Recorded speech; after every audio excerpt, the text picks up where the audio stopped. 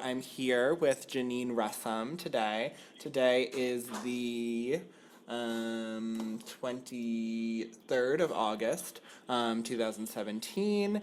I am recording this interview at Dickinson in Carlisle, Pennsylvania, but Jeanine is in New London, New Hampshire.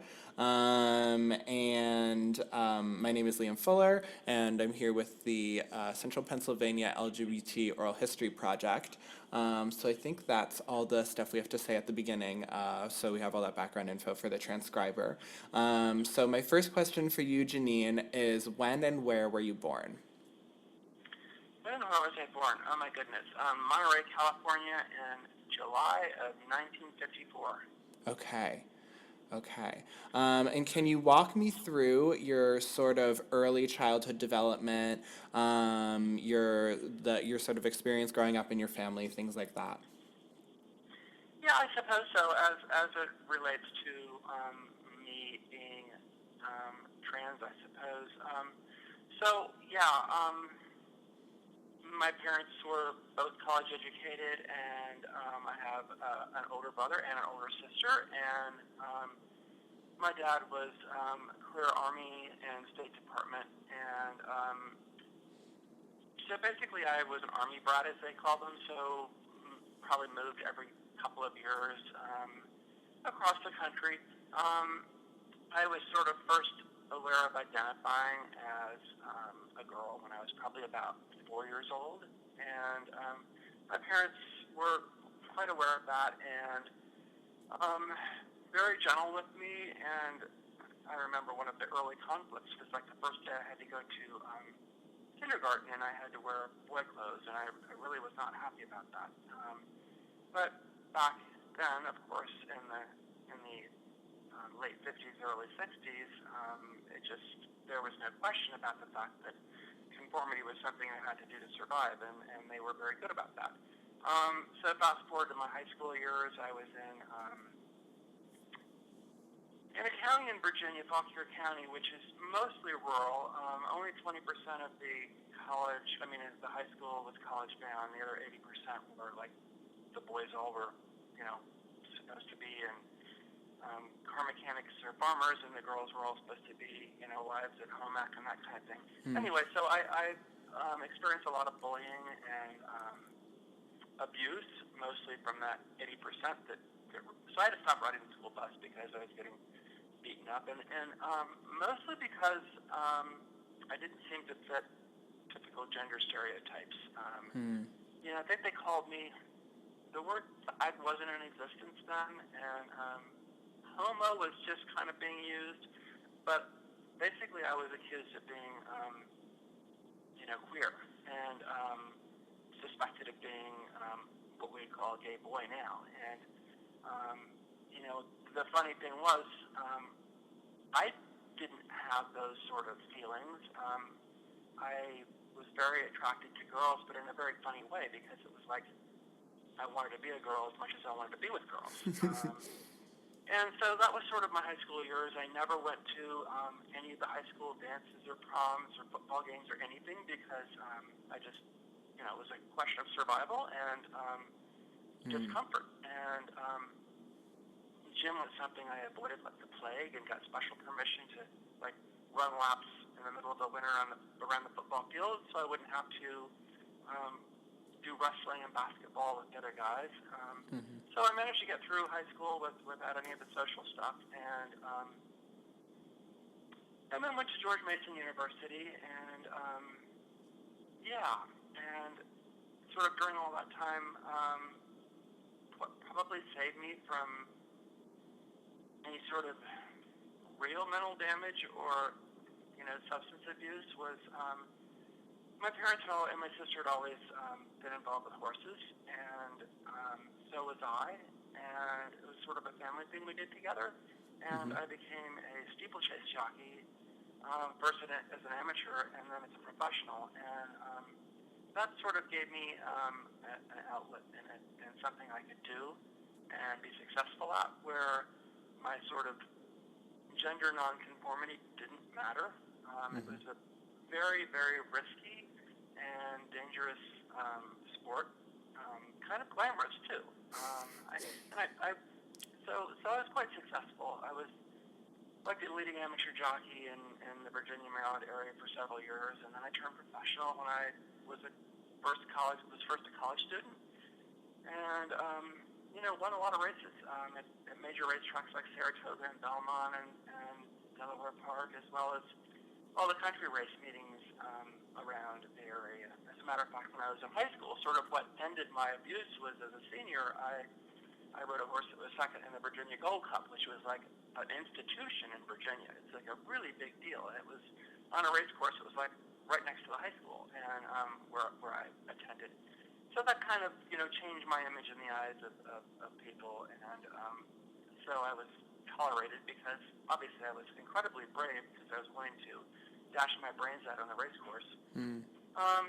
So yeah, there we are. So that takes me through college, and yeah. So where do we go from there, Leon? So where exactly in Virginia were you? That was Fauquier High School, which is Fauquier County, which is about 40 miles west of Washington, D.C. Okay. So would that be sort of Northern Virginia? That was Northern Virginia, yeah. Yeah, okay. Middleburg, Leesburg area. Mm-hmm. And then what was that like what sort of feelings did you have in high school about the fact that you did not have access to sort of being able to socialize with your peers and stuff like that? It was kind of tough. Yeah. The good side of it was that I had friends Mm-hmm. in class. I struggled. I mean, I was a good student, but got poor grades for the first few years of high school because just struggling with all the social issues. Yeah. And then like the last year, like sort of bloomed and got straight A's, and that helped. And of Okay. course, this at the same time the Vietnam War was going on. My Mm-hmm. dad and my brother were both over there, and yeah, those were kind of tough years.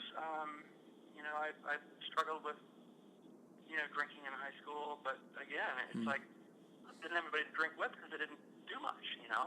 There really was no sort of social outlet for me. As I said earlier, I didn't go to any dances or anything like that because it just didn't work for me. Yeah. So then what kind of, like in school, sort of besides the fact that you were confronted with all of these sort of negative personalities and projections, how did you enjoy school in general, or what were your feelings about school? I love reading and I love education, which is kind of obvious. I have, a lot of degrees at this point, but I kind of found solace in reading and in nature. Mm-hmm. I grew up on a pretty large farm, so I used to skip school all the time and just take a novel and go out in the woods or up on a high meadow and just read and read and read. And a lot of why I skipped school was to avoid the abuse. Yeah.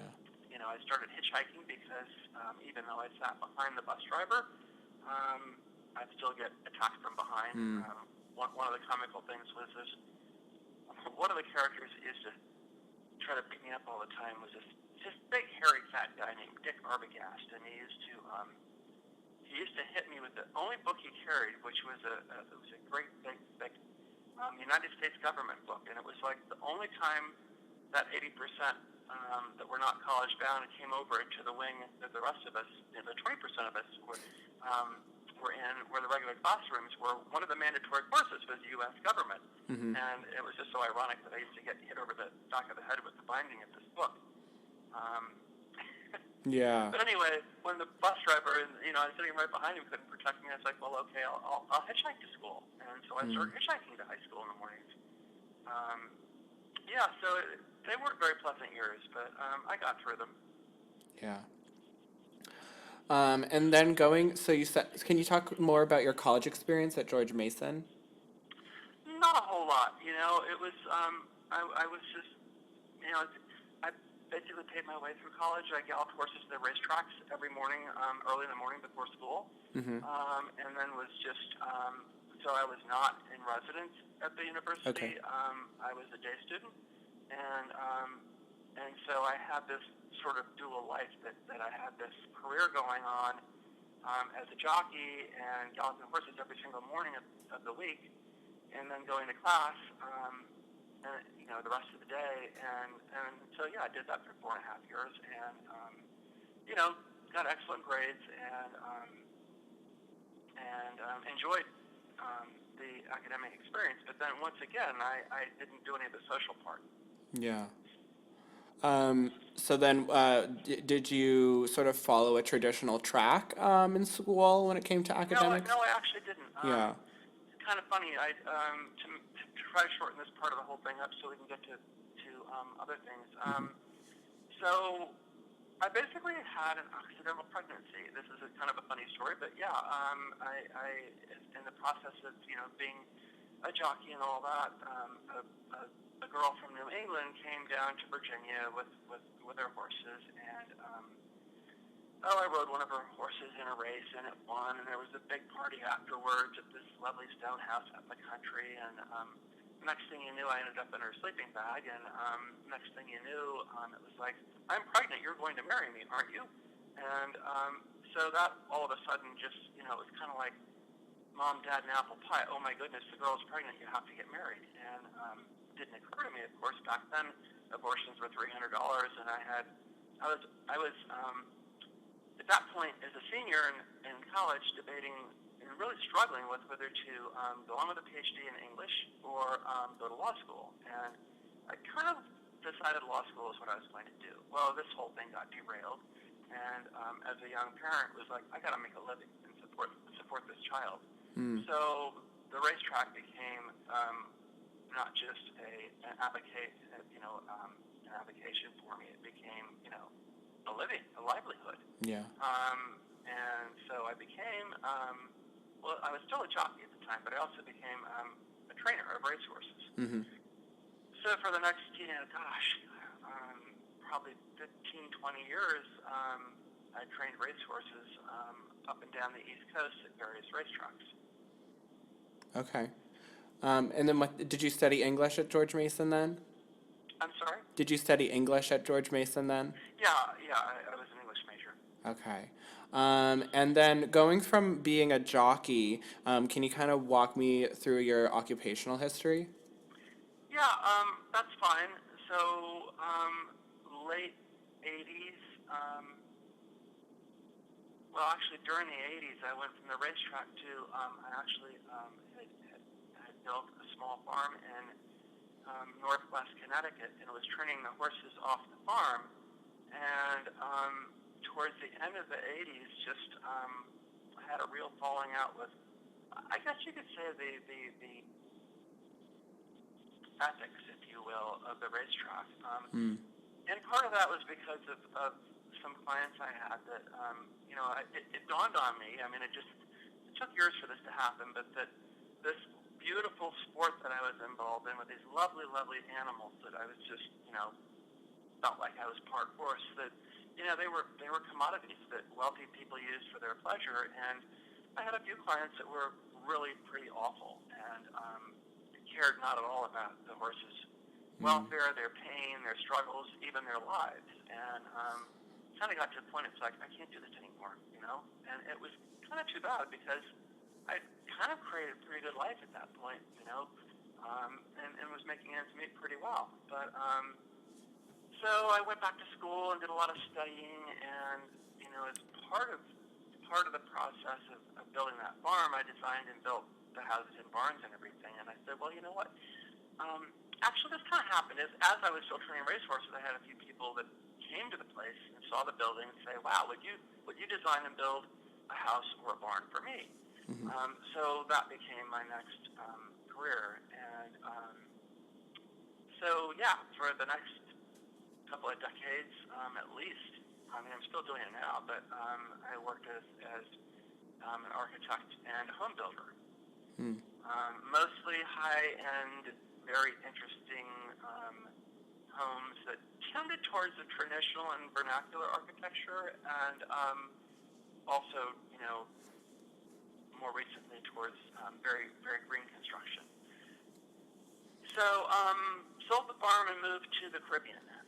Had built a wooden sailboat, sailed the wooden sailboat down to the Virgin Islands, and shipped my tools down and started from the bottom up. And within a few years, so now we're in the 90s, got down to the Caribbean, down to the Virgin Islands about 1992, I guess, maybe 93, and stayed there for about 13 years, and that course became the premier home builder on the island. And of course, all these years I was living sort of a dual life. You know, there was Jeanine, and then there was the boy part, the boy counterpart, because again, for obvious reasons, knowing the history you do of gender nonconformity in this country, and especially moving the circles of turning resources for wealthy people and building houses for wealthy people, you had to look like you conformed. And so while I was always, you know, a little bit, not a little bit, probably very kind of girly looking and, you know, that kind of thing, I passed by under the radar. But I always, you know, had this dual life where there was the side of me that, you know, lived as a woman, as a girl, and then, you know, but that was very separate from the side of me that presented to the public and, you know, did all those interactions. Mm-hmm. And that was the case in the Virgin Islands, although down there I'd kind of come out and had quite a clientele of mostly gay men that that sought me out, and I designed and built some pretty snazzy houses for them. So then, oh my goodness, so we're up to like we're up to 2000, so about 2004, I moved back to the United States, mainland, and had a home in Georgetown in Washington, D.C., and then about that time, within a year of that, I think about, like late 2004 or so, actually, I guess I had the house in D.C. before that, probably around 2002 or 3, and moved back up here pretty much full-time in 2004, sailed the boat back up by myself, and was starting out a business in Washington, remodeling historic period homes and selling them, and then this is sort of where we fit into the Central Pennsylvania LGBT history. Let me look at my notes here. In April of 2003, I made my first ever visit to Harrisburg, Pennsylvania, to attend a meeting of the Renaissance Lower Susquehanna Valley chapter. Mm-hmm. And knew a couple people that belonged to that group, and came up to attend a meeting. And I had been for the last couple years attending regularly meetings of the TGEA, which is the Transgender Education Association in Washington, D.C., which was largely, it was absolutely a white-collar group, mostly government employees and military people. And so I was very comfortable with that group, and then a few people I had met said, well, come on up to Harrisburg. So I came up there, and I think the second meeting met a woman, a GG, as we used to say back then, for genetic girl. Now we call them, come on, man, what do we call them now? Assigned female at birth, right? Oh, yeah, there it is. Okay, back then we called them GGs. But she happened to be at the meeting, and so that was the beginning of what is now, I guess, an 11, God, I can't even count anymore, 2003, 4, I guess we've been married now about 14 years. So I met her at that meeting, and she's why I eventually, in the next year or so, moved to central Pennsylvania. Mm-hmm. And it's kind of a funny story. I think that for the safety of people involved, she is an attorney and worked for the state government, and her job as an at-will employee, as an attorney. I won't go into detail about who she worked for exactly in the state government, but her job would have been in peril if it were obvious that she were married to a trans person. Okay. So we had to work really hard to sort of separate our lives that way. Because at the time I was becoming more and more full-time as Jeanine. And so anyway, so that was 2003 that I attended my first meeting, and in 2006 I was elected it wasn't called the president back then. It was still Renaissance. I was I forgot what the title was. It was not executive director because there was no pay, but it was equivalency of a president. But Renaissance back then was certainly not any kind of a nonprofit organization. It was a very loose organization. Mm-hmm. And the group at the time, Mara Kiesling had just left, like when I got there. She had just moved to Washington, D.C., she'd come to Washington as I was leaving Washington. And so I became the president, or whatever it was called back then. And we entered the first Pride Parade that was ever had in Harrisburg. Mm-hmm. We marched in that back in 2006. And then in the winter of 2007, as the leader of that group,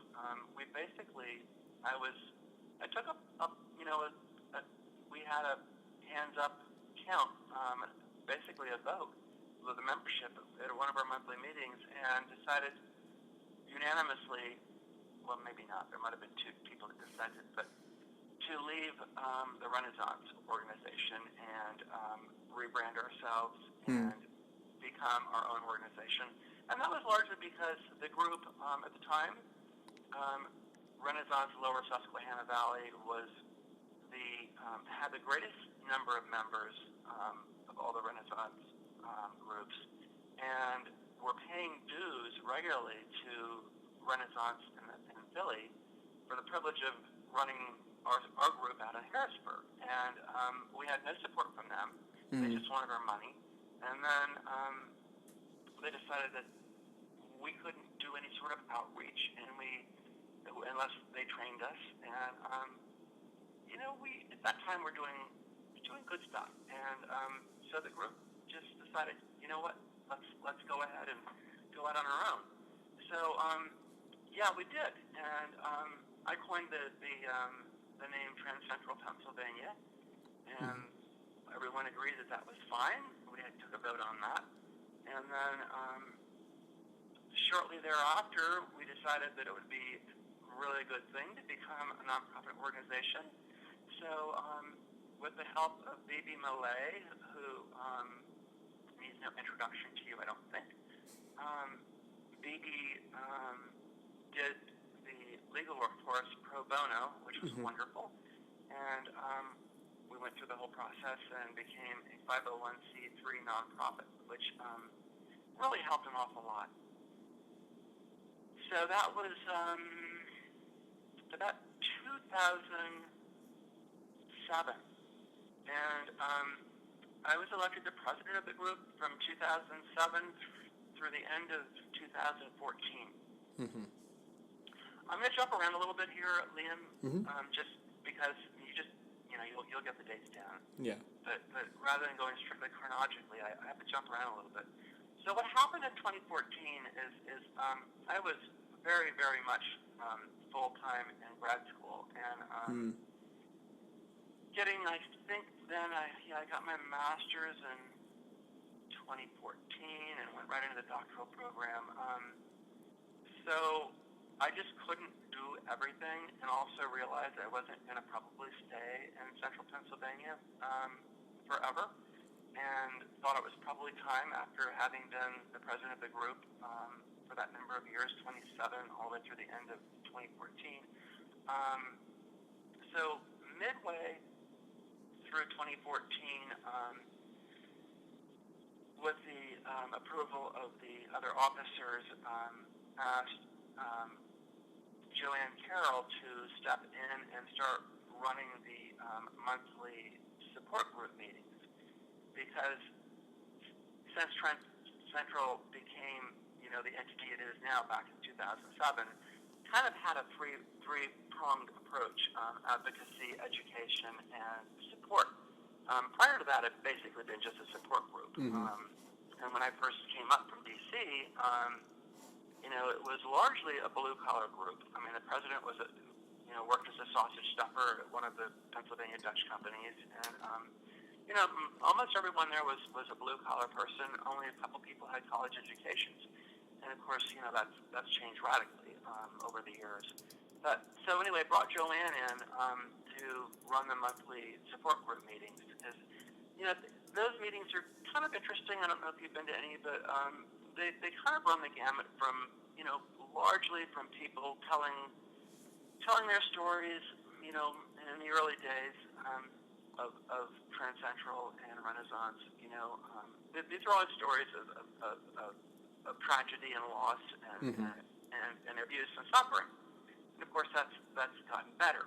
And as the years went on, it was more about, okay, I'm new here. How do you help me? Be the person and the gender I want to present in. So anyway, Joanne ran those meetings through the end of 2014, and I was focusing on the advocacy and education stuff. And we got into 2015, and it was like, with the approval of the other officers, I was elected the president in 2015, and then stepped aside and said, hey, folks, I'm going to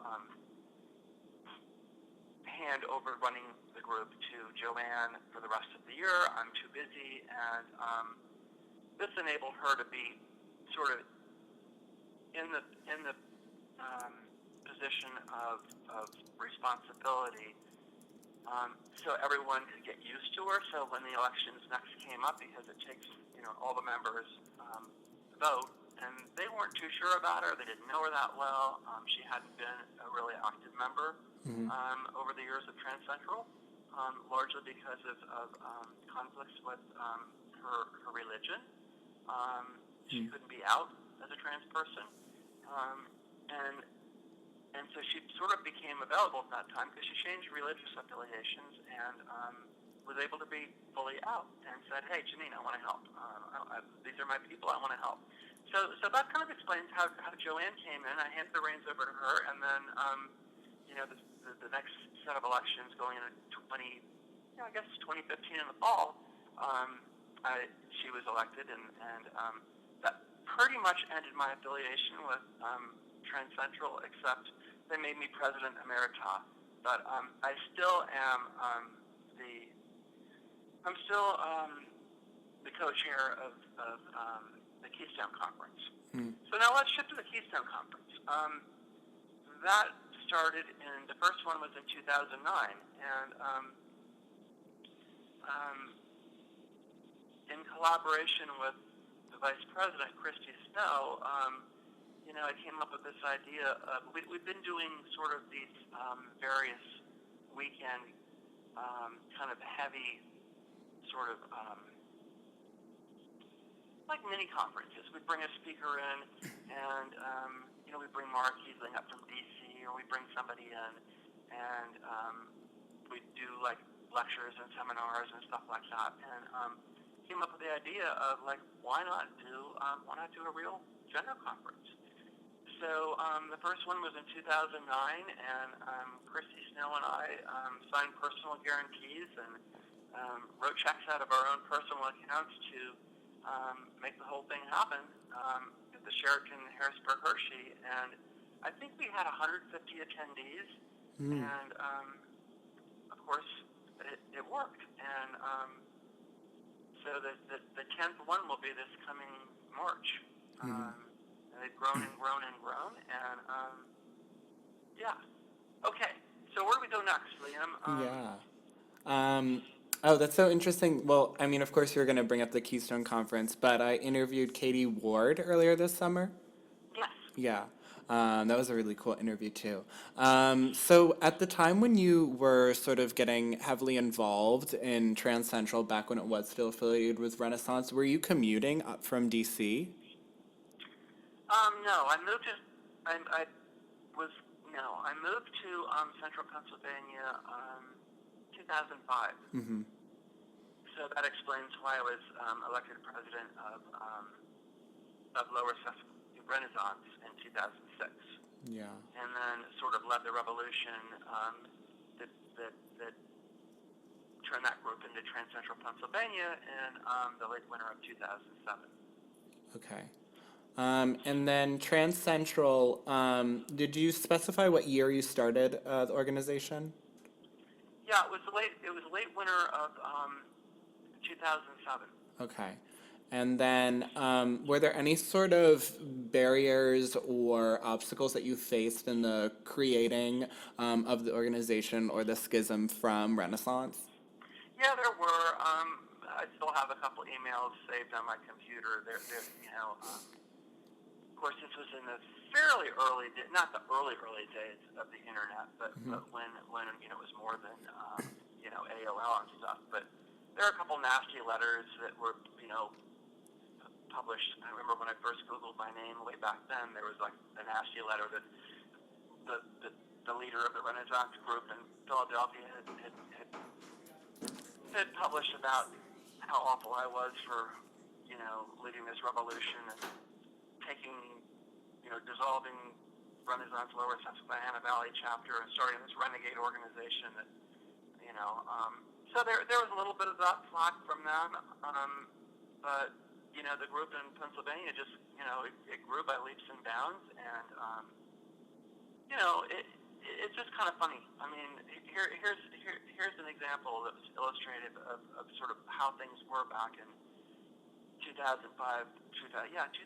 I guess my first meeting that I went to in 2003. I walked in, and they said, "Oh, well, you're a guest," and before you could get into the meeting room, there was this table laid out, and there were two lines of people. And they said, "Even though you're a guest, you have to sign in at one or the other line." And I said, "Well, please explain the difference between the two lines and where I sign in." They said, "Well, the line on the right is for transsexuals, and the line on the left is for cross-dressers." And I remember just bursting out laughing and saying, "Well, that's a real problem, because I refuse to sign either one of them." And well, what it's kind of like just met with a stare of disbelief, like, "What are you talking about? You're either one or the other." I said, "No, I'm not." And I said, "You've heard this term transgender, right? Fairly new term, but still, I'm trans. I'm not one. I'm not a cross-dresser. I don't consider myself a cross-dresser. I don't just put on clothes and do the weekend warrior thing. And on the other hand, I'm not a so-called transsexual. It's not about at this point. It's not all about me just changing my body to meet standards." Mm-hmm. Anyway, that's kind of how it was back then. I didn't know what to do with me. And they said, "Well, you have to sign one or the other. You can't come to the meeting." And I said, "Well, okay, I'll sign them both. How's that?" But that's what it was like back then. Yeah. And of course, and this is part of what I guess maybe that was driven by Renaissance. And our group just kind of went like, "No, we're not doing that. There's too much else that's important, and we can't be dividing our own group of people up like that." Mm-hmm. So yeah. But any other real problems? Yeah. Pretty much after our schism, there were a couple of people that wanted to remain with Renaissance, and they caused problems for about a year, and then they got permission to reform or take the name Renaissance, Lower Susquehanna Valley or something like that, and they reformed down in the York area, and I don't know if they're still going or not, but they certainly were not the same kind of group that Trans Central became. Mm-hmm. Okay. And then you said in the formation of Trans Central PA, your goals were education, advocacy, and what else? Sorry. And support. And support. Okay. Yeah. And So, how did you sort of like rebrand the organization? How did you sort of initiate objectives to gain more members and things of that nature? You know, tremendous amount of the credit for this goes to Christy Snow. And Christy Snow she's a good personal friend of mine, but is not a public figure. Still leads a dual life. Okay. Again, for family and employment reasons. Those close to her know that she's trans, but most of the world knows her either as a man or as a woman. But Christy's not a public face of transsexual, but she's a brilliant person, well educated, and a real public relations type. And basically for the whole life of Trans Central, from really from 2007, it was like one of her first meetings when we started this whole schism. She came in 2007, right through now. I mean, she and I together have pretty much until I pulled out and handed the reins to Joanne, and things have been restructured there. But certainly in terms of the Keystone Conference, Christy and I have kind of together worked to make all the policy changes and steer this group. We recognized early on the real foundation of the monthly meetings was all about support for trans and gender nonconforming people in central Pennsylvania. And of course our meetings, from the earliest times, I mean, we had people from, Scranton and from north of State College and, all over the state would drive down once a month to come to our meetings because, rural Pennsylvania is just not a place you get that kind of support. Yeah. So we would have, full-time, fully transitioned people coming down just to be with their own kind. And, we'd have people that would identify as cross-dressers would come down just to be able to have a chance to express, the gender that gave them comfort. Mm-hmm. So that was always a part of it, and sort of if you will, just one of the steady, sort of permanent things.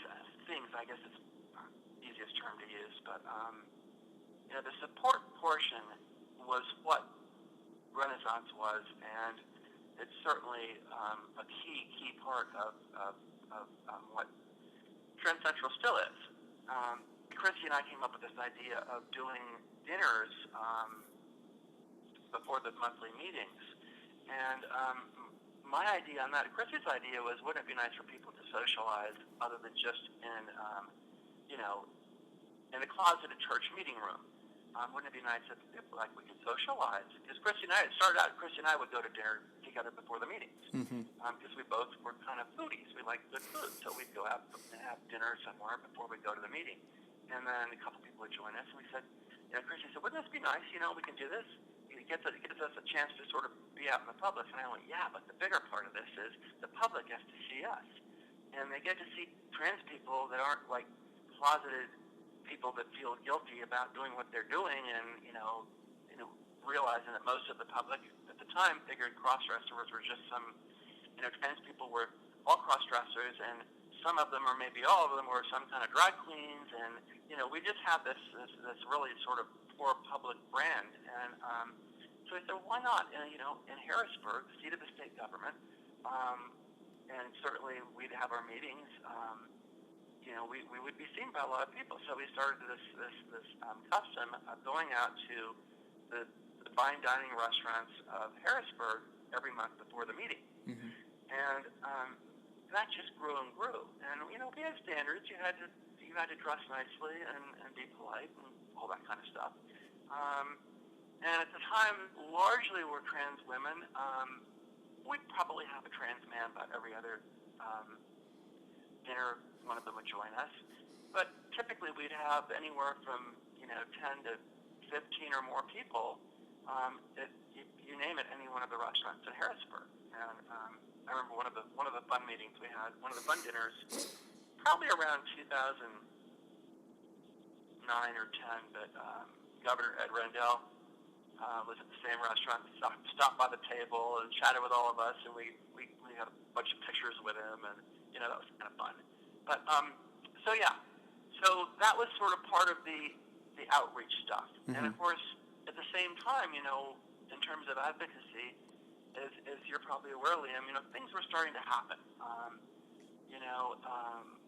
politically, and we realized there were things we could do, and we needed to make trans people more visible, hence, part of the going out to dinner thing, which of course grew when we started Keystone. One of the first things we did was to bus attendees downtown until we've gotten to the point that, it's not unusual on a Friday evening in March to see, 200 some trans people downtown Harrisburg. Mm-hmm. So to increase the visibility of trans people, so, obviously the more the public sees them, the more use they get to trans people, and the more they kind of go, so what?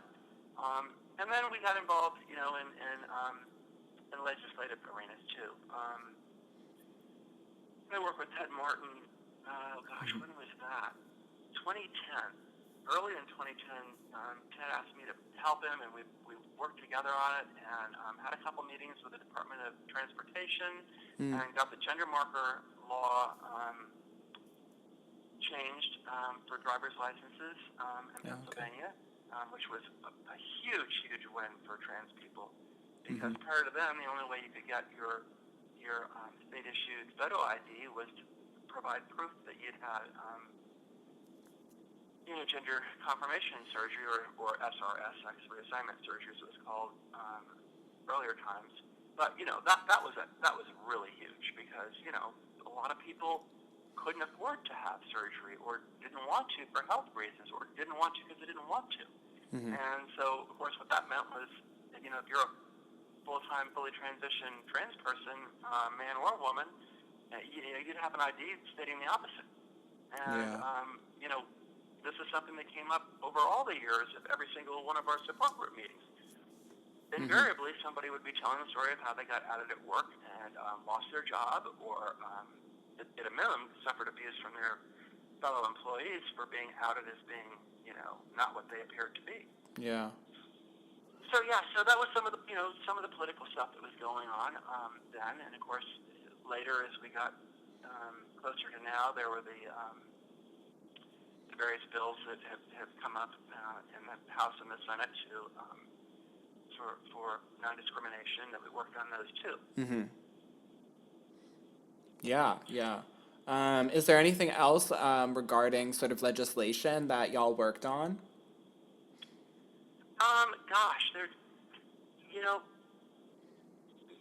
I think most of it, other than the gender marker change, the other big legislation thing, of course, has been the ongoing effort. It used to be Senate Bill, House Senate Bill 300, but, really pushing for the fully inclusive non-discrimination bill, which is ongoing. Mm-hmm.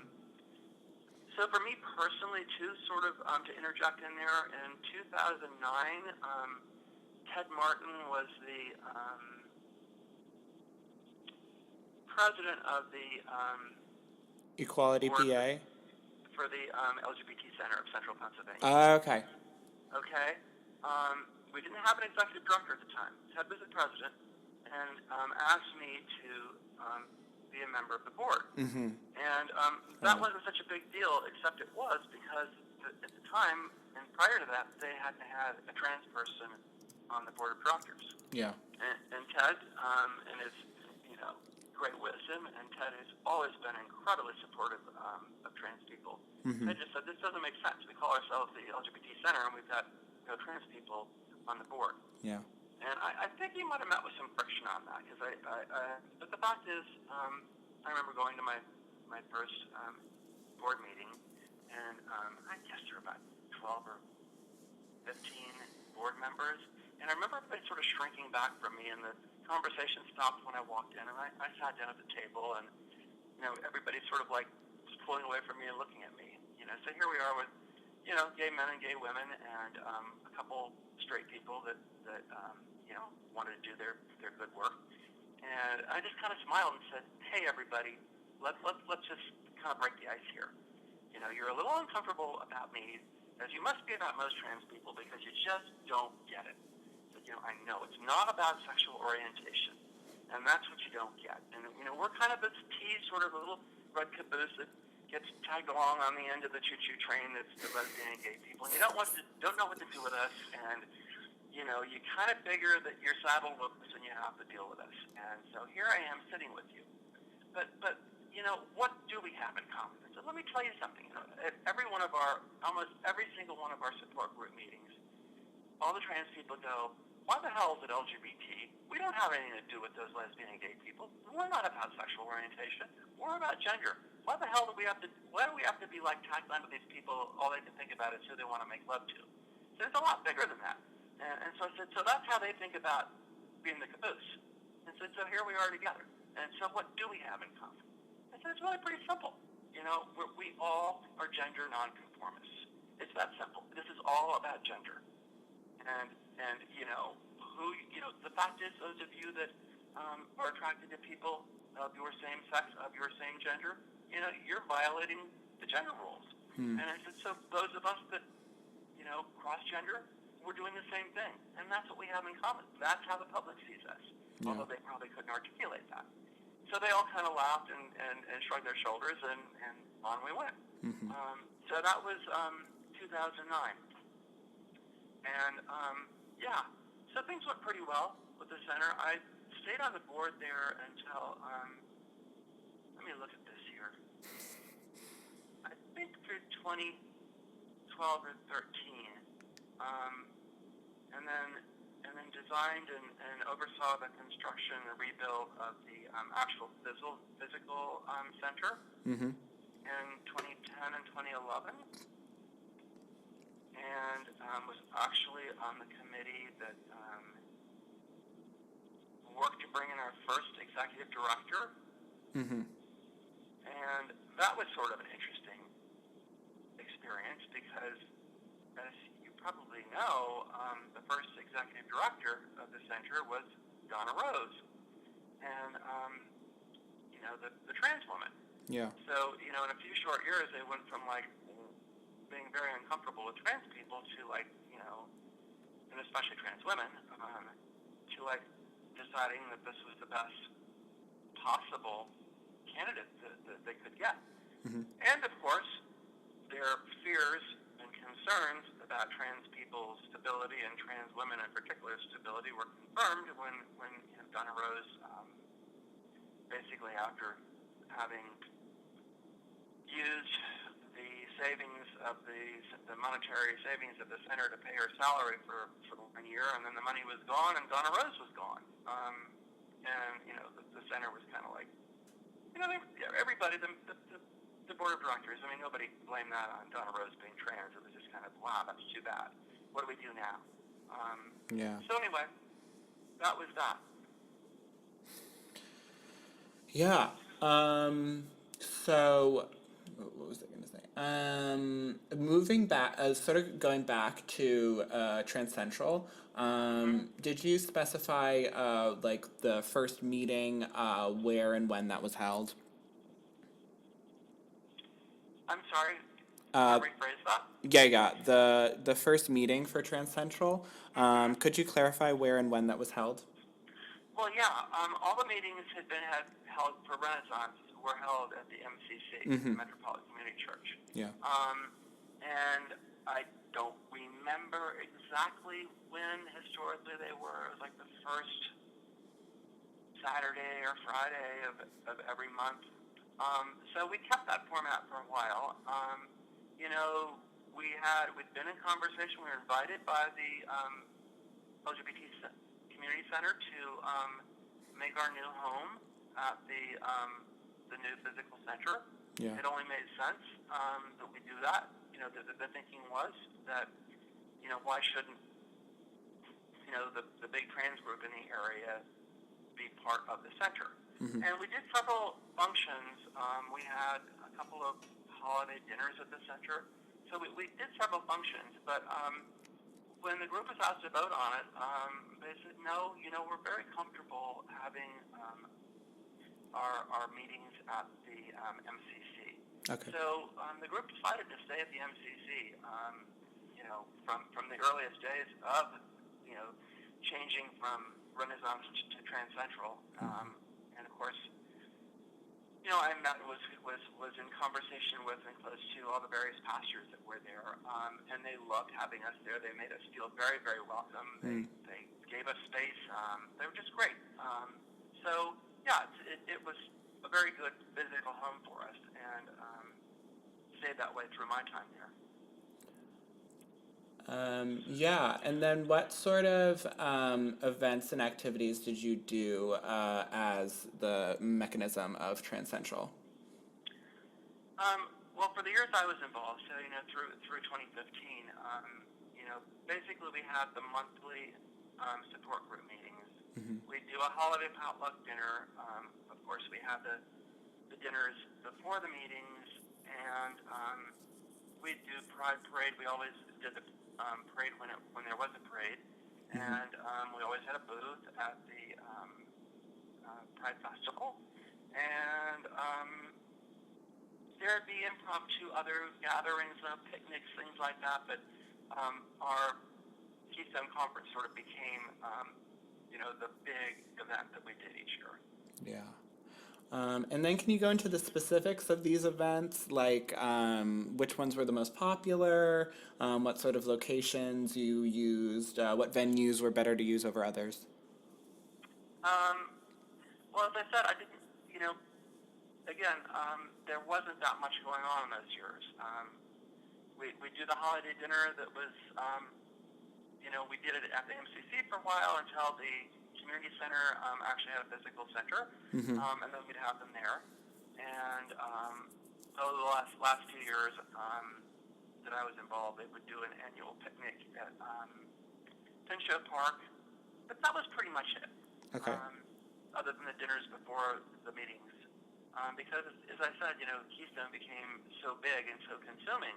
And, other than having volunteers help us the days of the actual conference, Christy Snow and I pretty much did all the organizational work, all the work on that ourselves, until just the last couple of years. Yeah. And then going into Keystone, so you said you're going on your 10-year anniversary, so does that mean it was started in 2007? No, the first actual conference was 2009. Okay. So 2018 will be the 10th. Okay. And then you said it was held in the Sheraton, Harrisburg Hershey? We've been there the entire time. Yeah. And were there any sort of hiccups or barriers that you faced in organizing the conference? Of course. There always are, but none that were insurmountable. I'm trying to think back to early on. But we really reached out and tried to get the support of the gay community. Ted was always there for us. So when Ted became, the executive director of Equality PA, he was wonderful. And I reached out. I became a member of the Gay and Lesbian Chamber of Commerce when it first got really going, and on my own, because I had my architectural design build business. So I made that business part of it, and then I was a member myself, and then I have the Trans Central become a member, and encouraged our members, Trans Central people, trans people, to go to the meetings. Very few of them did, and trying to get the chamber people to come to our Keystone meetings, and it just took years and years. And I think with sort of increased exposure of trans people, and a lot of it just what we were doing as Keystone expanded, as our dinners on the town expanded, as people saw more and more trans people in and around Harrisburg, they became more comfortable with them. And to the point now that the chamber shows up regularly at Keystone. Deb McLean was the president of the chamber for years, and she was a big supporter. Yeah. But so much of what I've seen happen over the years, and that I really worked hard at because I felt it was so important, was visibility. Mm-hmm. Yeah. What was that? I was interviewing someone a week or so ago who is involved in Renaissance in like the Lehigh Valley, that organization, and she was talking about how there's like this gay leather group that is in the area up there. I'm not sure if they're the Pensmen or not, and they used their fundraiser was for Renaissance in that area throughout the year through their organization, and they raised like $3,000 for that chapter, which is some really incredible sort of like solidarity work. And I was like, that's so cool. Yeah, yeah. And Well, so a big part of Keystone as time went on was it not only became a really positive event in so many ways. I mean, in terms of support, yeah. I mean, phenomenal support for trans people, for trans kids, for families of trans kids. But it also became a heck of a fundraiser.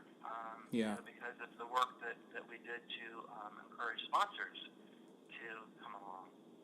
So, yeah, so much of what Trans Central's been able to do is, and the monetary gifts we've made to other organizations and things we've done, it's been made possible because of Keystone as a fundraiser as well as an event. Yeah. And then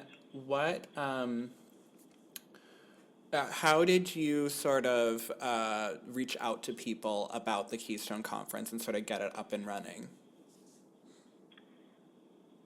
Gosh, Liam, just, personal contacts, the internet, lots of phone calls, just, it was a really big effort the first several years. Yeah.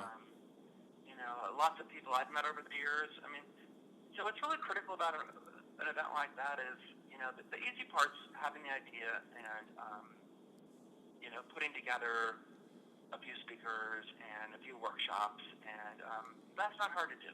Yeah. So Chris and I did that, pretty much just on our own. And then you have to find a location for it. Then you got to, all of a sudden, I became a little bit of an expert on event planning and organizing, which I knew nothing about, but it's like you learn how to do this stuff.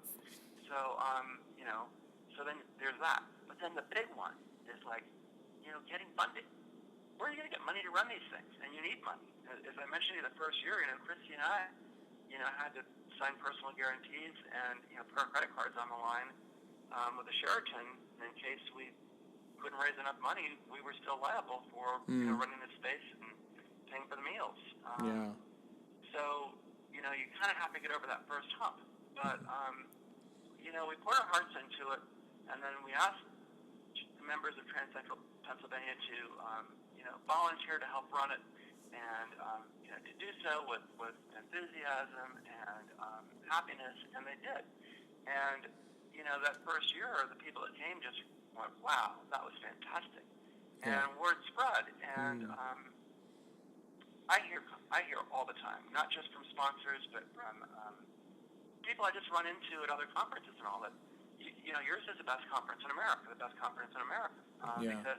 it's just everybody's got such a great attitude.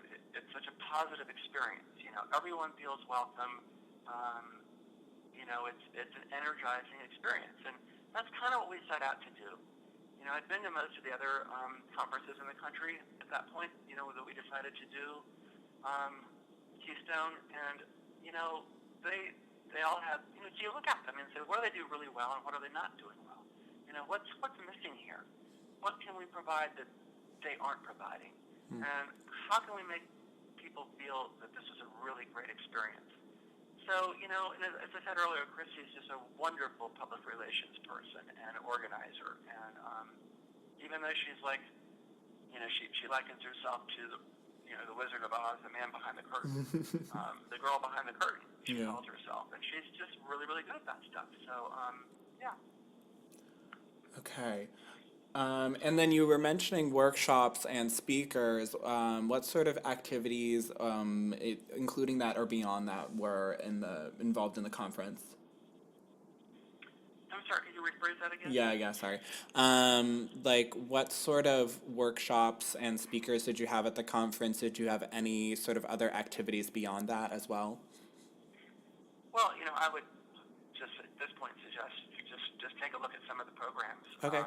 from previous years because you know they've all been similar. What's been really interesting is looking at we'll just say 10 years of because we're obviously involved in planning next year's already, the Mm-hmm. 10th. How it's shifted over the years, and I would say the biggest change that we're seeing now is how many workshops we have and how much attendance we have from not only I'll just say families. Okay, so not only the obvious ones you'll see if you look at the last couple, parents of trans kids and trans kids and people that deal with trans kids, but spouses of trans people. Mm. That just didn't used to happen. It didn't. Our very first Keystone conference back in 2009, one of the workshops we did was, to my knowledge, I know this because, no other trans conference in America at that point had workshops that were for, spouses and couples. Yeah. Because historically, if let's just say a married couple, when let's just say the husband came out as trans, that resulted in divorce. That was just one of those axioms you knew happened, and Mm-hmm. and we knew this from all the various support group meetings. One of the big questions will be, oh my God, I can't come out to my wife because it's going to be the end of we'll get divorced, and then what happens to the kids? And so I have to stay closeted until the kids, get out of high school. And we just knew it was one of these things. It was like you would lose your wife, you will lose your job, and you will probably, you might be rejected by your parents as well. Yeah. This was part of what we knew. These were the axioms about, being trans and coming out. What do you do about it? These are the necessities of having the support group meetings, to hold each other's heads above water and support those that needed support, and try to keep people from literally jumping off the bridge because all their options had run out and their lives had been destroyed. So anyway, our first Keystone, one of the workshops was for couples, and so we've seen a tremendous, a complete tide change there, where the rule used to be, couples got split up, and we saw the same with trans men. They would come, we heard the same stories.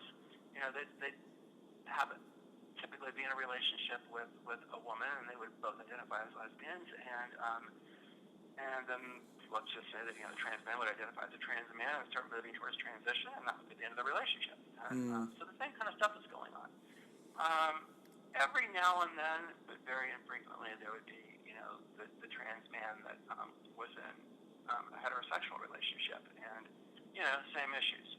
But the bottom line is, we started getting couples together to talk through this, and, would have counselors. I can think of two of them that were both, respected psychologists. This was their field.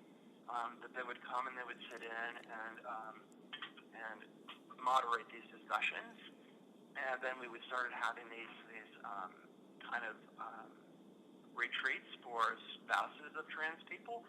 So this started things moving in a direction that we hadn't, our community hadn't dealt with before. Mm-hmm. Just like realizing, what about kids? For people of my generation, we had to figure out on our own. It was like, you can't do this or you're going to suffer. And it's kind of like, well, maybe that can change. Yeah. My parents were really sweet and kind and didn't shame me and didn't abuse me when I wore my mother's and my sister's clothes around the house. But they also knew that, as good parents, to prepare me to survive in this world that they had to kind of, have me conform. And so, we're going like, okay, let's start shifting this conversation too. So that's been, the big changes in Keystone have been, the fact that we're able to see so much more of the workshop load being shifted over to not just supporting older trans people, but looking at families, wives and husbands and children and parents. Yeah. And then, are there any other marked shifts in the evolution of the conference that you've noticed? Probably not so much, other than the very, very gradual acceptance of trans people by the public. The first few years, we were really, really worried that we might have hate groups show up, so we kept the conference kind of under wraps. We didn't want publicity. We were approached by TV stations and newspapers, and we went sort of, no, please don't, because we don't want. This could end up in violence. We don't want our people targeted. They're already targeted, and they already suffer. And this is a place where they can be themselves for a week or a long weekend, and it's best to keep this under cover. And of course, that's changed. I don't know, Liam. Other than that, it's like, it's funny. I've often said to Christy, the mark of our success at the conference and Trans Central as a group will be, when we really don't need to do this any longer. And maybe if there's any reason to keep doing it, it's just so it's, like a reunion. But the real need to help the public understand us and for us to, help us understand one another and ourselves and, try to explain to ourselves and everyone else that, being trans is not only perfectly okay, it's a wonderful thing, maybe all is going to change over the next few years and there'll be no need for it anymore. Yeah. And then, what was I going to say? So, one second. Are there any sort of like particular memories, either good or bad, that stick out to you through your work with Trans Central and the Keystone Conference? I've probably already bumped into a couple of them with you so far, Liam. I would say that some of the people that I met early on, during the evolution of Trans Central and Keystone, and my experience as I got involved with the gay and lesbian community, some of the real standouts I've mentioned. Ted Martin, certainly. If there was one person, I would say Ted Martin. Yeah. Right from the very beginning, Ted just said, he was just awesome. Yeah. The very first thing he did, I remember him coming up to me and saying, Jeanine, I want to work on this gender marker thing with you. And he said, wouldn't that be cool? And he had just been installed as the executive director of Equality PA. He said, I want this to be the first thing I accomplish in my position. And I hope to make that to be a great statement that, we're here for trans people. And, gay people and lesbians, we're doing pretty well. We got pretty much what we want. We're going to get this freedom to marry thing pretty soon. That's a given. But you trans people, say, no. You got such a long way to go. You're the ones that need help. And let's make this first victory the one that really, really, really makes a difference, Yeah. So Ted was there the whole time. And, Phoebe Mallet, the attorney, the way she just jumped right on board and insisted on doing the Articles of Incorporation and everything for Trans Central to be a 501c3. There's another one. Just never a moment's hesitation to like, are you kidding? Of course I'll do that. Yeah. And there have been lots and lots of people that just, that I've bumped into along the way working with the gay and lesbian community that have just, opened their arms and their hearts to trans people and, have said over the years, I'm sure glad we did because, we love you guys. You know, you're just exceptional people. So yeah, it's been a great experience, and it's kind of funny too because having been involved with the trans community in Washington D.C. And getting to know the ropes down there pretty well, the biggest difference I noticed as soon as I got involved in the Harrisburg area was how much closer the LGBT community is in Harrisburg than it was like in D.C. And you know, it's just like, you know, once people kind of got over their initial issues, they just went, oh, okay, you know, we think we get you people, and that's okay. We like you. We're all together in this. And you know, you don't see that in other areas. I mean, I didn't even see lesbian and gay people in D.C. getting along the way they do in central Pennsylvania. So it was just great to see the center grow the way it did and become what it has. And same with the Chamber of Commerce. I mean, just really good people, very few biases at last, and yeah, overall a good community. And it's been great to see the trans community kind of flourish and become accepted. Yeah. And is there anything else during your tenure on the board that you haven't talked about? On the board of the center? Yeah, on the board of the center. Should have been more specific, yeah. Not really, you know. It was good. You know, again, it just was a lot of work and took a long time, but things just got better and better and better.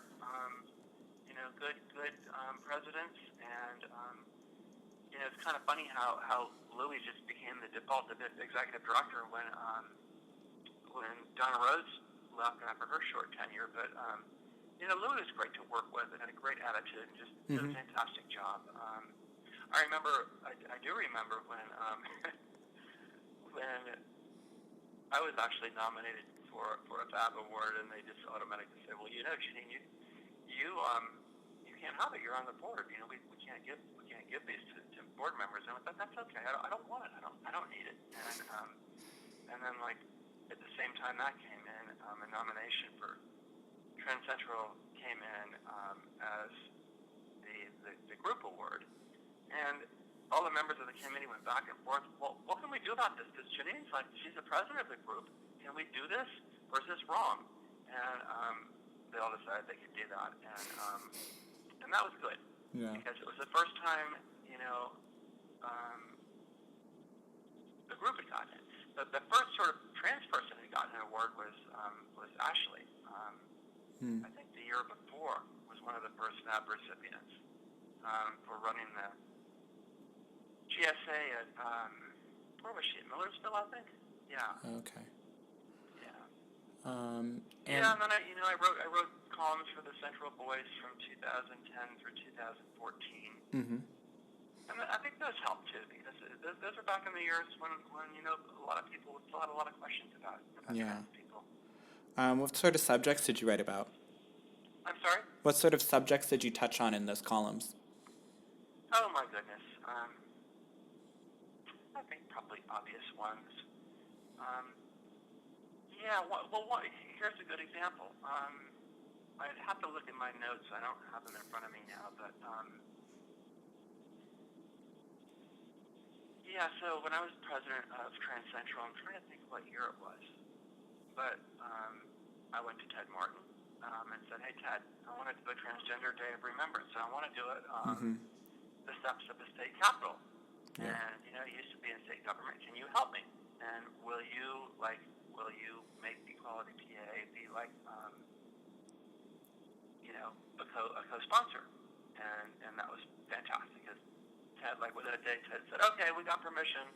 You know, you can assemble on the steps of the state capitol. So that was the first Transgender Day of Remembrance, and we've done one every single year since then.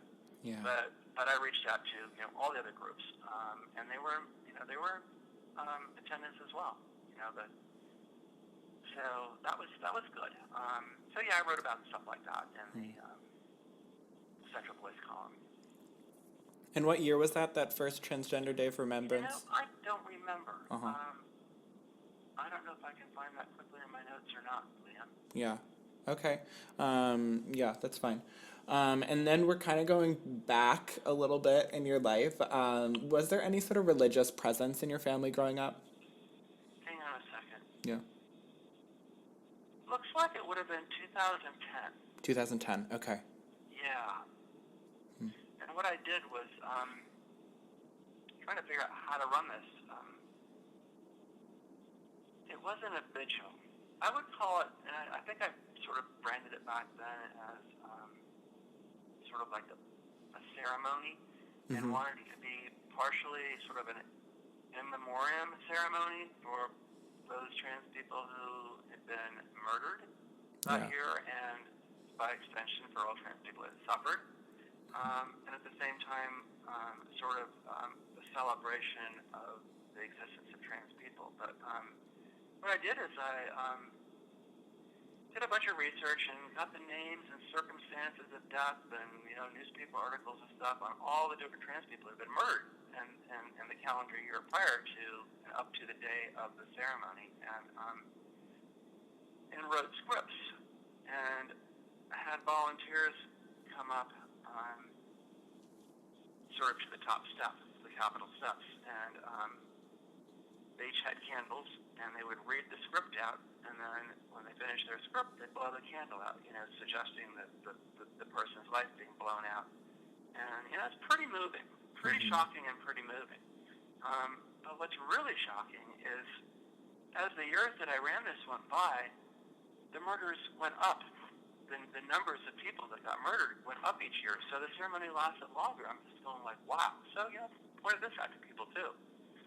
Okay, what was your question? Something about religion? Yeah. Was there any sort of like religious presence in your childhood or in your family? No.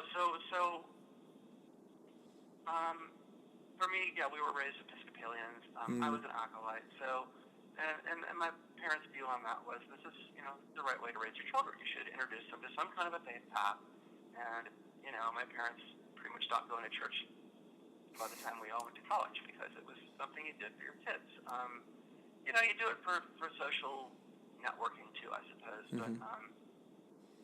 yeah, so I had good exposure to all that. Yeah. Yeah. And then can you walk me through your coming out process? Yeah, in one word, I took a long, long time. Mm-hmm. A good, so, from, from like I was describing earlier, from like from when I was 4 years old until, it was very gradual. Yeah. In other words, yeah, it was just really, really gradual. Mm-hmm. So I opened up about being trans, having this other side to me, decades ago to certain people. Yeah. And then I lived a dual life for decades, Mm-hmm. and had basically two names and two appearances, and then that became two lives because Yeah. I functioned socially as Jeanine, and in business as my male side. Mm-hmm. And then that gradually became more and more Jeanine and less of the other. Yeah. And sort of along the way, it was, geez, it's time to get my identity documents changed, because this is getting kind of complicated, having sort of two identities. And I'm not doing the other one that much. And, it was kind of, there was an element of risk, but there always is. So I own my own architectural design and construction business. But don't forget, part of that is like, I'm sort of like the project manager. So I'm down there on the ground dealing with the concrete crew and the guys that drive the bulldozers, and you get where I'm going with this. Yeah. Groups of people that historically have been not only all male, but groups of men that pride themselves on being very, very rugged and very masculine. And, they'd always kind of looked at me a little odd, because I'm, tall and thin and a little bit girly as a man, that was. And, educated and all that. So I was always kind of over there, but then, bosses are always a little bit over there. And, people in leadership positions, anyway. But I went, well, this might be kind of difficult, and but it's like, well, it's going to happen. Mm. So that was kind of interesting. The bottom line is I was prepared to have some problems, and there weren't any. There might have been a snicker or two behind my back, but I basically, just had to come out to everybody in that world. So if there was a coming out process that was a big deal, that was it. Yeah. Because as I said, the rest happened over the decades. Family members, people I knew, places I showed up. There's sort of being out in the public, and then there is sort of being, okay, you need to know that Jonathan is now Jeanine. Yeah. There's a difference between being out and being out, and then finally the full deal. And so for me, that was like in the construction business. And it's kind of funny how it happened, because I built a couple of houses as Jeanine, in Maryland, and yet in Pennsylvania I was working as a guy. Yeah. And for reasons you might be able to figure, I'm going, well, this group of people, and the clients know me as Jeanine, and so this was kind of going on. It's just a matter of simplification. But as I mentioned, Liam, it was kind of like what I really feared, which was outright mockery and ridicule and disrespect didn't happen. And, Okay. and I remember asking someone, or the conversation came up, and they just kind of shrugged and said, so what? We always kind of wondered about you anyway, and we just figured maybe you were a gay guy, but then we knew you were married to a woman, and we've just wondered about you, and this explains a lot of things, and it's like, so what? This is a side of you we didn't know about, and so what? Now, about these plans, what do you want to do about this door in this corner here? It doesn't quite fit. That's kind of how it went. Mm-hmm. Yeah. And then what was that like, maintaining that dual sense of self? I'm sorry, I didn't quite hear you. Yeah, sorry. What was that like, sort of maintaining those double lives? It was hard. Yeah. I remember going to, I don't know, well, certainly of my generation, but I don't know of any trans people that didn't see therapists. Mm. And I had a really great therapist down in Washington, D.C. I was seeing her in D.C. before I ever came up here to Pennsylvania. But anyway, I remember going to her like the first time and saying, what's wrong with me? The closest I can diagnose myself, I mean, am I, I was accused by my ex-wife of being a schizophrenic because, I've got these two different identities, and I go back and forth between them. And so, she just kind of laughed and said, no, you're not a schizophrenic. And she said, and there's nothing wrong with you whatsoever. Said, being transgender is you're going to learn this, and I want to tell you this right up front. It's not a curse. It's a gift. And the hardest part you've got is how society views you. So my role here is helping you grapple with how society views you, so you continue to view yourself as a healthy, not just normal, but better than normal person. And I went, okay, great. That's a tall order. You just said, but thank you. And so Liam, the hard part was, a few times it dawned on me just how ridiculous this was that I had to play these two different roles. And this was going on when I was down in the Virgin Islands. It's like, who am I? I get up on any given morning and I go, holy shit. What am I supposed to be right now? Am I supposed to be a woman or am I supposed to be a man? How does the public want to see me? What am I doing? Who am I? And it really got quite difficult because, I had to convince whoever was interacting with me at any given time that I was really a man or really a woman. Yeah. And that's really hard to do. And especially when on any given day you have to do both.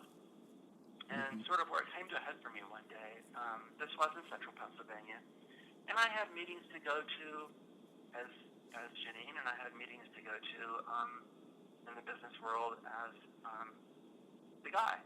And I actually had to shift appearances, the way I moved, the way I spoke, 4 different times that day for 4 different meetings. And I couldn't set it up so that I could have 2 meetings as Jeanine and 2 meetings as the guy. That's not how it worked out. Yeah. So like early morning I'm a girl, mid-morning I'm a guy, early afternoon I'm a girl, and then in the evening I'm a guy again. And it was like, this is bullshit. This is just really hard to do. And, how much longer do I have to do this? And of course, the answer is always, as long as you have to, because this is about survival. It's about economic survival, and it's about, survival in society and how people view you and how they accept you. But, what was the greatest benefit of are you still there, Liam? Liam? Yeah? Okay, just want to make sure you're still there. Yeah, sorry. I thought you were still continuing your train of thought. Something, but I didn't want to, have the phone die on me or something. No, we're good. But so, as I said to you, transition it was something that took decades. Mm-hmm. So if there was sort of a moment that was like, when did you become, I was always Jeanine. Yeah. But, it's when the legal documents changed over and I erased the boy appearance. Mm-hmm. What was the greatest part of that was like, oh, wow, now I'm my true self. I've always been who I am.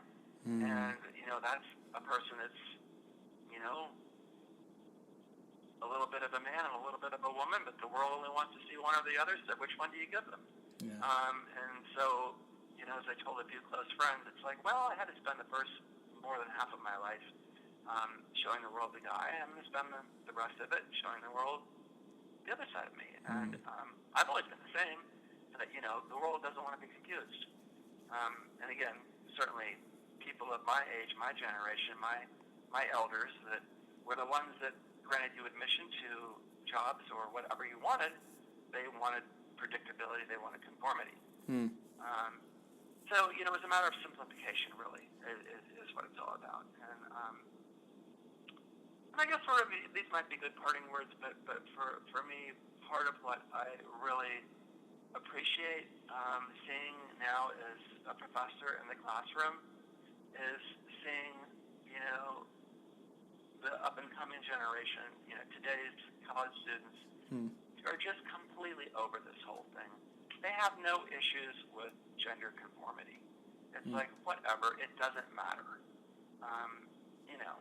And even my own children, I've got a couple of daughters that are in their 30s, but, their first reaction was kind of like, well, there's nothing wrong with that. And the second reaction was, except,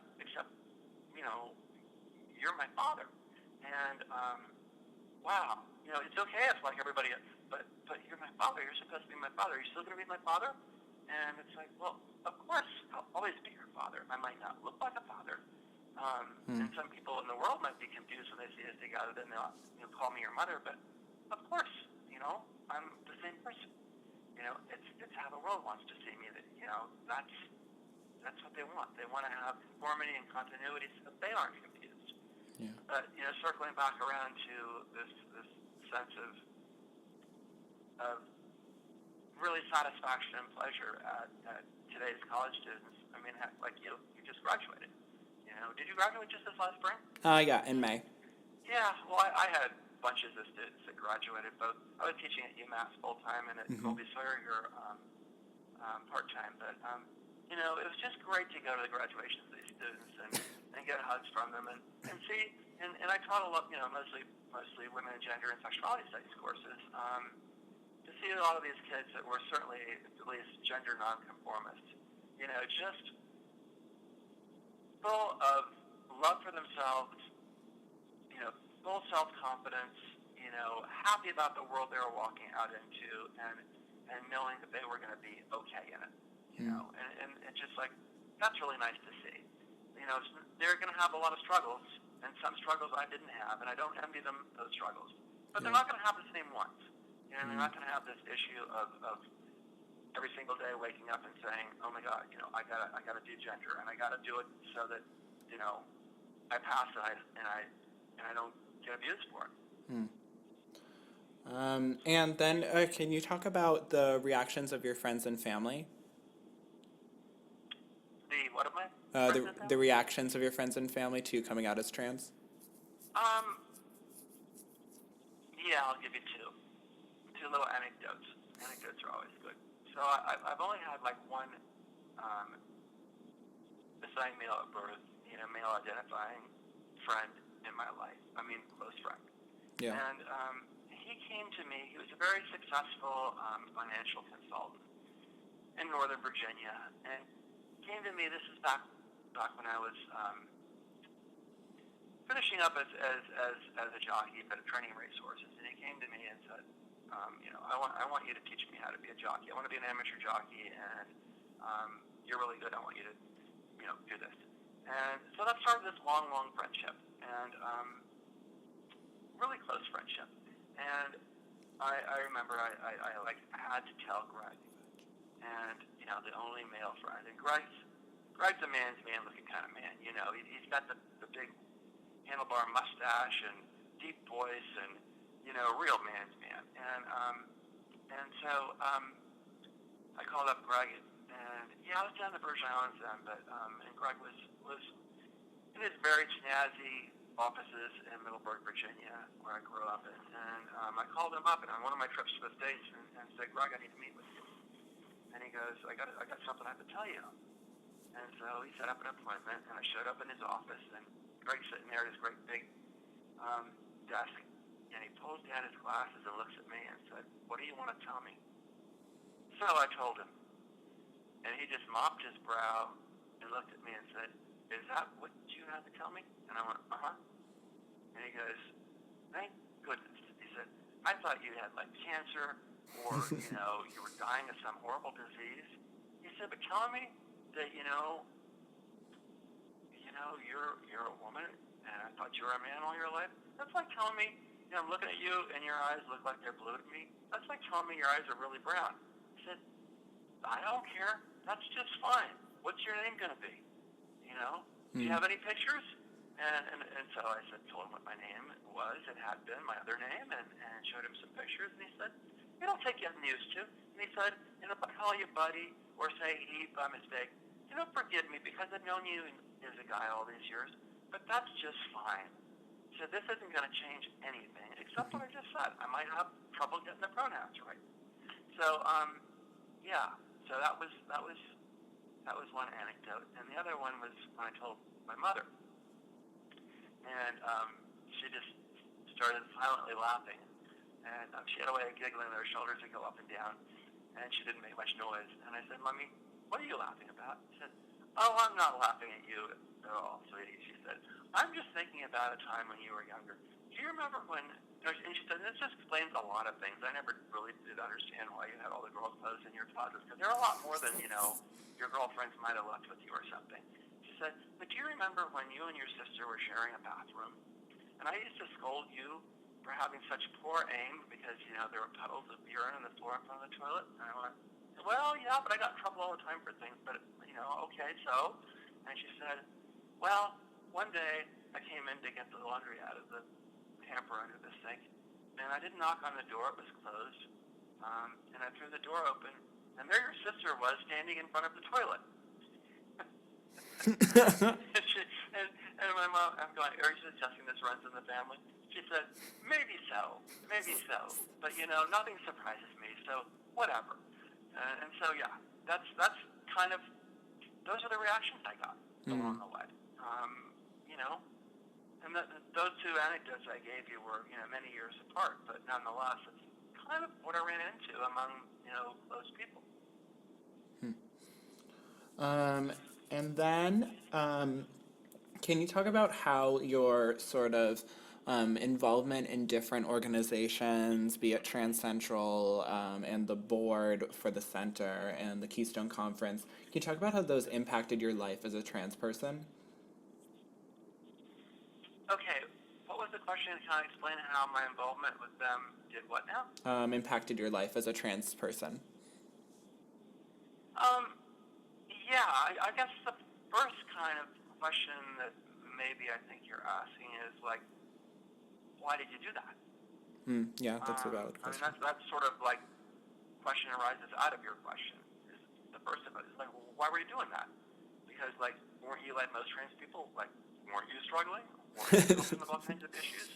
And you know, and the answer is yeah. It's probably because it's struggling so hard and having all these problems. I realized that other people, I saw lots of other people really struggling, and you know, I've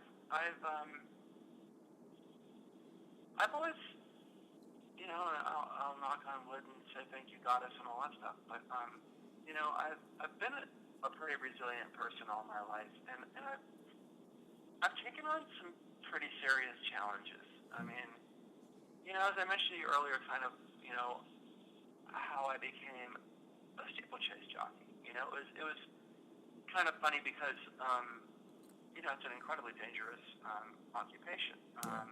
In the few short years I did it, you know, in America there were probably only about, at the time, maybe 40 or 50 regular, you know, really regular jockeys, but, you know, 3 of them were paralyzed and 2 killed. I mean, you know, I've had more concussions than most football players. I mean, because that's what happens. When you're riding a horse 35 miles an hour, you know, bunched in with 12 to 15 other horses, and a 2-mile race jumping over, you know, and some of the races were 4 miles, but jumping over all these 4-foot-high fences, these horses are falling down. And, you know, you're coming from, you know, 10 or 15 feet up in the air and slamming into the ground and getting run over by horses. And you know what?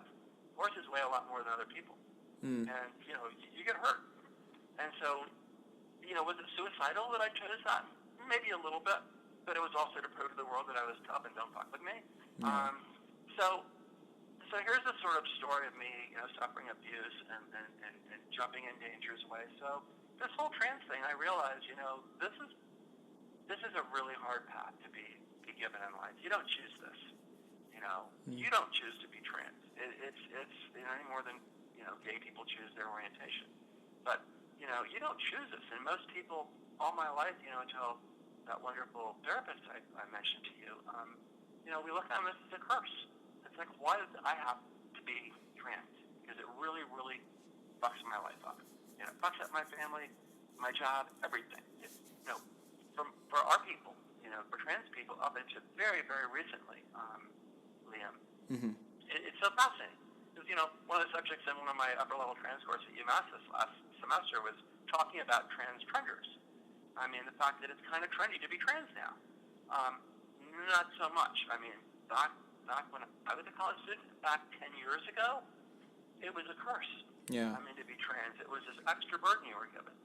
So anyway, you know, recognizing all this, and seeing so many trans people really, really suffering and you know, hurting themselves, trying to commit suicide, some of them succeeding in committing suicide, I'm going, man, you know what? I've managed to get through this thing alive, and I've gotten strong because of it. You know, I can help these people. I can do something about this, and I'm going to. And that's kind of how this whole thing started. That's why I got involved. You know, I showed up at these support group meetings and went, my God, these poor people, they're suffering horribly, and you know, we got to help them. You know, we got to stabilize them. It's going to take a long time to change the public because that's what really needs to happen.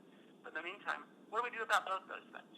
So, you know, on the one hand, you know, you're doing all you can to counsel and help your fellow trans people get through the night, get through the next week, get through the next day at work, come to the next meeting alive and grateful to be there and to be alive. And then saying, okay, world out there, you need to know about us. You need to know that we've been around forever and we're good people. And then start shifting that conversation and making that become a conversation. So that was sort of why I got involved in all this stuff. So, you know, and how did I benefit from that? What did I seek out of it? You know, it's just that incredible sense of satisfaction that you are doing some good, even if it isn't that obvious. You know, some of the meetings it was obvious because people would come up to you and say, boy, that last meeting really helped, you know. I got through a whole month and I'm here again and I feel good about being here. You know, stuff like that. It's like, God, you know, it's like Christy and I said after the first Keystone Conference concluded in each one? Well, that was a lot of work. We took a lot of risk on, but the big question is, did it do good? Because if it does good, we'll do one next year. Yeah. And the answer is always, oh my God, did it do good? And then we started hearing from people like, it changed my life. And then, Chris and I would look at each other and say, we got to keep doing these Keystone conferences, we got to keep doing this. Yeah. And you kind of got into this, but can you describe how you felt sort of taking on all of this, sort of doing all of this, and then how do you feel going forward with other people continuing your legacy in the area? Yeah, so, I moved out of central Pennsylvania 2 years ago, and, Joanne took over the reins of Trans Central completely, and, has done a great job, and especially in her work, as sort of the public face of Trans Central, being that's so well there in central Pennsylvania because she's got the military background and she's very religious, and central Pennsylvania is certainly very religious. So that was good, and I felt great about okay, great. I don't have to worry about Trans Central. Everybody's doing well. Got people like Kay that are stepping up and being more involved. It's good. I can go now. I've done my work here. They don't need me anymore. And Chrissy's asked me to stay on with Keystone, just for all kinds of reasons, but because it's something we created together and we run well together, and my relationship with lots of the people across the nation, both sponsors and speakers and that kind of thing. But yeah, so what else do I tell you? What am I doing now? I'm not that active up here in New England as I was down there, and I think mostly because there's not the need for it anymore. I've given a couple of public talks up here in rural New Hampshire, which is still a little bit backwards about LGBT people. So I'm helping a little bit with that, and I'm having a wonderful time teaching. I've got a book that I'm actively seeking a publisher for right now that I'm hoping is one of those crossover books that would be, used in the classroom, but also might be beneficial to people that are interested in sort of understanding the cultural history of cultural and largely feminist theory behind trans people in this country. Yeah. So it really probes into the cultural and political ramifications of trans people, kind of through a feminist lens. So anyway, I'm hoping to get that published, tied up with a publisher in the next several months. But other than that, it's kind of like I look forward to coming down to Harrisburg in March to go to the next Keystone. Yeah. And I'm just really, really grateful to see that, the world's gotten to be, despite the number of murders of trans people on the rise, more people are accepting of trans people, and it's just great to see, younger trans people like yourselves feeling so much more secure about themselves. And there I was making the assumption. I'm not supposed to make an assumption, Liam. I apologize. Oh, no, it's fine. I am trans. I don't know if you're non-binary or what you identify as, and I apologize. No. But just to see people that aren't so encumbered by the rules of gender conformity that it really troubles their lives. Yeah. Yeah. Well, I never really gave other people's opinions much attention. And let me see. Unfortunately, we only have a few more minutes because I have to get off to lunch. But let me think of a closing question for you. Can you talk about what sort of changes you've seen within the community and then overall acceptance of the community, and what challenges you think still remain? Yeah, I think most of them are pretty obvious. I think starting with the cover of Time magazine, followed by Kristen Beck, and then Caitlyn Jenner, just the thrusting of trans people into the public view and consciousness, and the embracing by the media of trans people, certainly all because of sensationalism, to start with, Yeah. has all been good.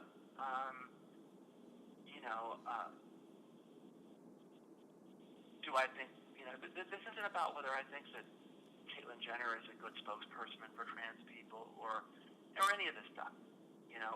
That's beside the point. The point is that people have been forced to realize trans people are in the world. Mm-hmm. And, while the argument's been made that Caitlyn Jenner, and even Laverne Cox aren't your typical trans women and shouldn't be held up as good examples. The fact is, they're there. And Yeah. people see them. And people go, wow, there's trans people out there. What is a trans person? So all of a sudden, the American public from, prior to all this, let's just go back to 2000, if you said transgender to people, they go, what's that? What the hell's that? What's gender? Mm-hmm. So they're aware of that. And being aware of it is a good thing. And, I think Trans Central, TA, and Keystone have certainly made trans people very, very visible in the greater Harrisburg area. And, visibility is all about acceptance and people getting used to them. So, this has certainly been good. And I think it saved a hell of a lot of lives, and made an awful lot of lives much more bearable. Mm. And that's the ultimate goal, isn't it? For trans people, because as I said earlier, it's like nobody chooses this, and what we're forced to choose is like how we present ourselves to the world. What's the world going to see? What are they going to do about it? And yeah, so what was the rest of your question, Liam? What challenges you think remain?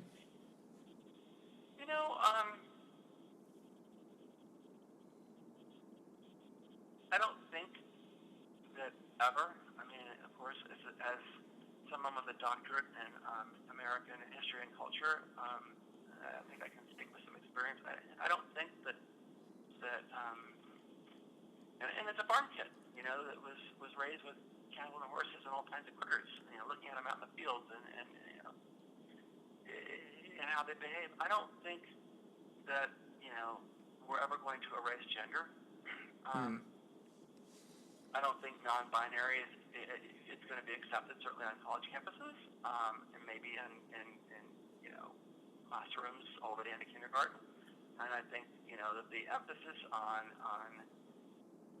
the gender binary as a means to privilege certain people and not others, I think that's going away, which is important and good because, if anything, I'm a feminist. But I don't think the gender is going to go away. I don't think that gender, the need for people to conform to gender norms is going to go away completely. Mm-hmm. I don't think, I think heterosexuality is going to remain the dominant form of how people choose partners. But that said, I think that the entire LGBT movement, if you will, has had wonderful results, although they've been incredibly costly. And I think for trans people, it's never going to be completely easy. I don't know how long this period we're in now is going to last. For being trans is kind of like, oh, cool. Tell me about it. There are still places in this country, and I live in one of them, rural New Hampshire. And it all depends what town I go to. I can go up to Hanover, where Dartmouth College is, and to go out there and tell everybody you're trans, and oh, I'm not really a woman. You might get away with it there just fine. That might be cool. People think that's cool. But the town I live in is, it voted for Trump, and my spouse and I made the decision a while back. just to keep the fact that I'm a trans woman out of the conversation. We're just two women that live together because it's a lot safer. Yeah. So, is there ever, looking across this country, looking at a country that elected Donald Trump just a few months ago, do I think that, we're going to have some halcyon period when gender doesn't matter at all and trans people are treated like, royalty like they were in some Native American Indian tribes? Do I think that's going to happen anytime soon? No, I don't. Not in my lifetime, probably not yours. Yeah. So, yeah, there's still challenges, and I think, I think we have to kind of keep working at it. And I think this whole thing, Liam, all the published issues with gender and sexual orientation is really rooted in misogyny. Mm. And I think until women are really, truly accepted as, equal human beings, across this nation, until that happens, LGBT people are going to continue to suffer. Yeah. I mean, that's how I feel. So that's why it's like, where do I put my efforts now? In fighting misogyny, Mm-hmm. and trying to spread feminist theory everywhere I go. Yeah. Because, I think that's where it's all rooted. And I think, and when we saw Trump get elected on a platform of misogyny, I'm going, well, we got a long way to go. That's half the people in this country. Yeah. Yeah, totally. I majored in gender studies, so I'm totally totally feeling you on all of that. And yeah, there's just so much that is so, and it can be frustrating because I get so, like, with the way the news sort of will cover various, like, sort of gender pieces, sort of everything regarding feminism, queer people, trans people. I get so frustrated with how they cover it because I feel like it's so lacking. Mm-hmm. Yeah. Okay, so I think that about wraps it up for me and all my questions that I have for you. I want to thank you so much for agreeing to this interview and giving me your time. I'm going to send you via email a consent form for this interview, and then I'm going to ask you that you mail it back to me. I'll include the address and everything in the email. And I'm trying to think what else. Oh, if you have any sort of materials that are sort of historical artifacts of your time within the central Pennsylvania area and your organizational sort of involvement, we would appreciate that you could send those to us as well. But again, it's at your own volition. Yeah, let me think about that, Liam. I could maybe send you a couple photographs. Mm-hmm. That would be great. I think I might have a copy of the acceptance speech I gave for the FAB Award. Maybe something about the gender identity, the gender marker issue and stuff. There might be a couple things like that. Yeah. The entire collection of sort of central PA LGBT history in terms of archives is held at Dickinson in the Dickinson Archives, and it's one of our like fastest growing collections. So we really appreciate anything you can donate. Okay, great. And are you going to send me any sort of when you finish your transcript and file it away, or are you going to send me any kind of a copy of all that when you're done? I can send you a copy of the recording and the transcription if you like. Okay, and then what happens with it? You mentioned that it's going to go in the archives with all the other oral history that were collected, right? Yeah, it'll be in the archives. And you guys are also working on getting a book published? Yes, there is a book that's being published on the sort of LGBT history of the central Pennsylvania area. Cool. Yeah. All right, excellent. Okay.